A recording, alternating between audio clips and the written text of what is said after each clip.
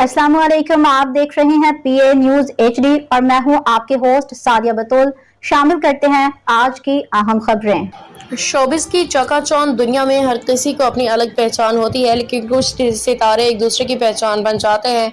Film और drama industry में showbiz सितारों की रिश्तेदारियां भी अक्सर इन्हीं खबरों के दुनिया में रखती हैं।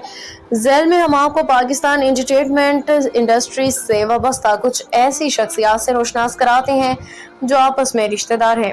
1970 में पाकिस्तान टेलीविजन से अपने कैरियर का आगाज करने वाली सबा हमीद आज भी अपनी अदाकारी से नाज़रीन के दिल मोह लेती हैं।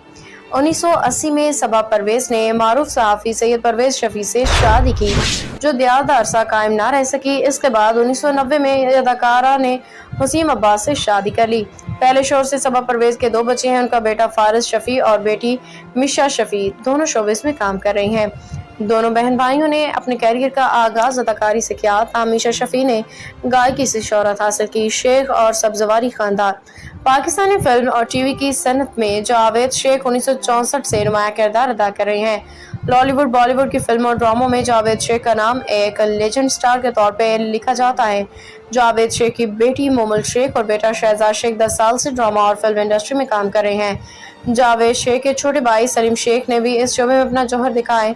जावेद शेख के बहनोई बहरोज सब्जवारी ने 1970 में पहली दफा रेडियो पाकिस्तान में काम किया। वो 40 साल से शोबिस की दुनिया से वाबस्ता है। न्यूज स्टूडियो से अब तक के लिए इतना ही। मजीद खबरों और अपडेट्स के लिए देखते रहिए पीए न्यूज एचडी।